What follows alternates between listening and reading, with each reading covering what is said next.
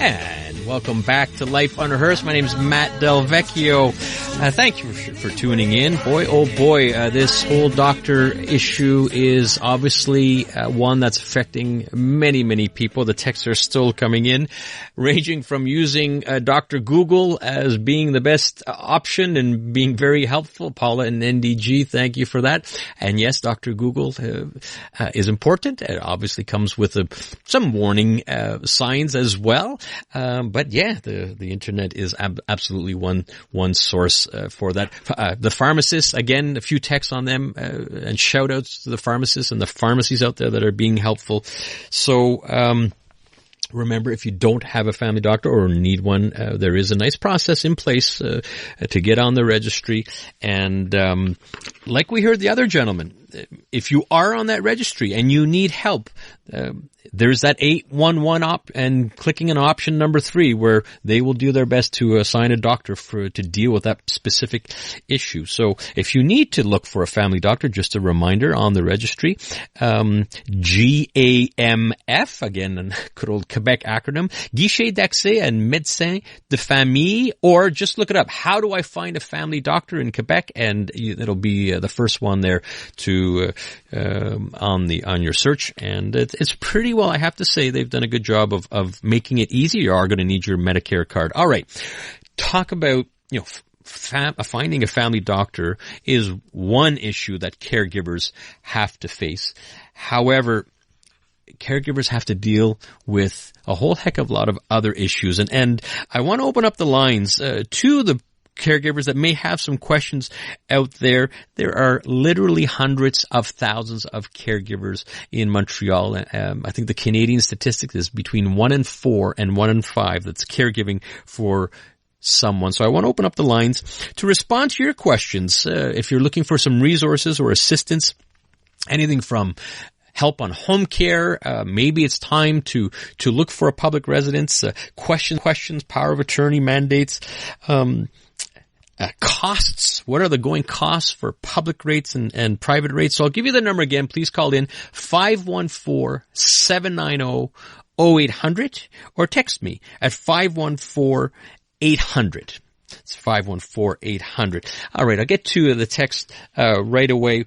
And this is a question that I do get quite often, where they're asking about, what's the difference between a power of attorney and a mandate? Very often I'm talking to people, I'm good, I've got a POA, and if something happens to my mom or dad or my spouse and they become incapacitated or inapt, I've got my POA. Well, the reality is that's great if you have a power of attorney, and by the way, a power of attorney is very temporary. It will help you pay bills and finances, but there's something called a mandate of incapacity or protection mandate, which is essentially, while you are apt, you are saying, if I become inapt, I would like to assign as my mandatory, and you assign someone. It could be your spouse, it could be your children, or an individual.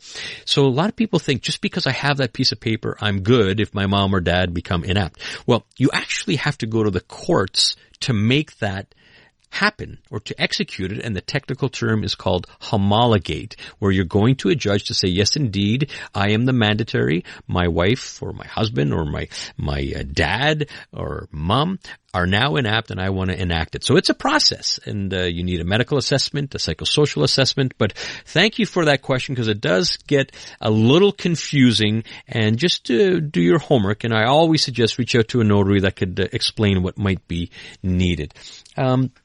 Now, again, the number is 514-790-0800, 514-800 as a text if you need some questions about finding some resources for the many, many caregivers out there. We've got a few more texts coming in that I would like to get to.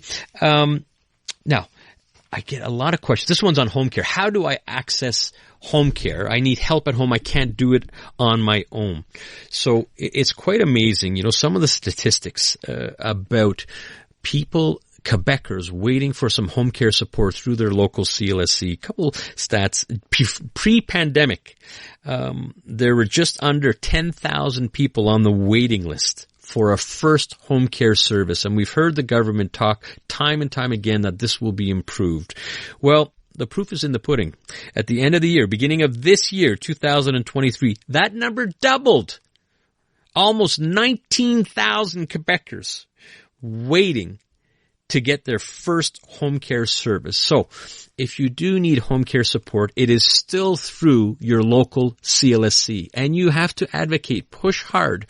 And if you have the means, you could still go private. And I realize not very many people have the means. Sometimes we even see combinations of CLSC trying to get as many hours as you can out of the CLSC to help perhaps with bathing, dressing, medication management.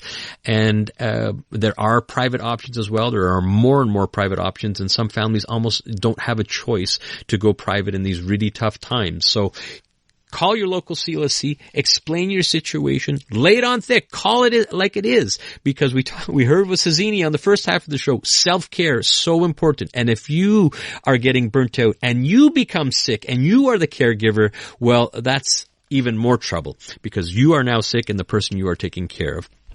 So, home care is quite important. And related to that, I always get this question, and a text just came in, what's the process to get a loved one into a nursing home, a residence?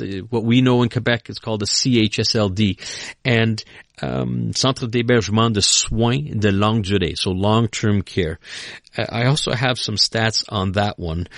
Pre-pandemic, about 2,500 Quebecers pre-pandemic were waiting for a bed in a long-term care home, a public CHSLD. In February of this year, almost a 65% increase, over 4,000 individuals waiting to get into a public residence. So the numbers aren't going down, it's actually going up. What I can say from a care perspective, things are improving, absolutely improving, but the waiting lists aren't getting shorter, they're getting longer. We have time for one quick call, and I apologize for those that are texting, but I do want to get to this caller. We have Mary calling in the East End. Mary, are you there? Yes, I am. Hi, Mary. We have about a quick minute.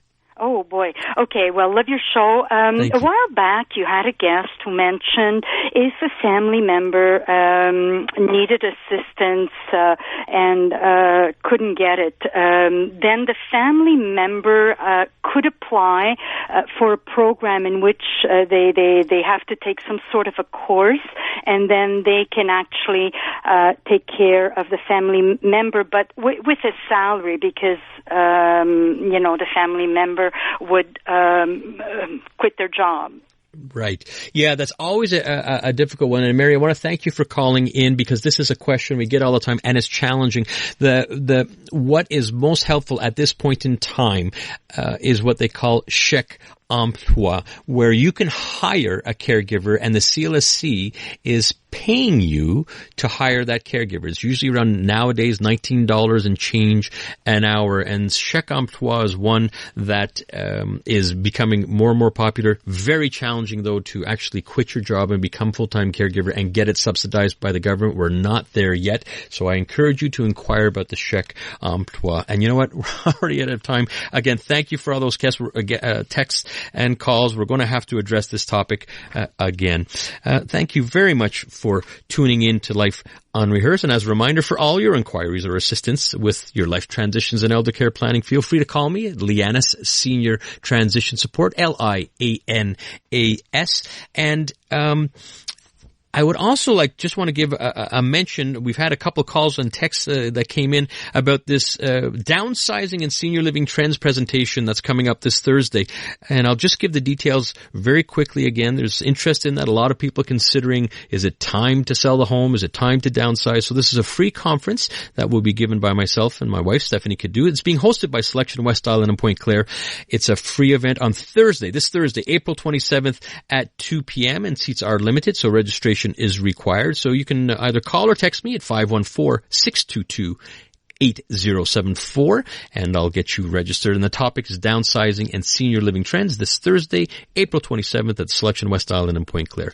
I want to thank our technical producer, Dan. Great job today. Thank you very much. You can listen to Life Unrehearsed here on CJD 800 every Sunday at 4 p.m.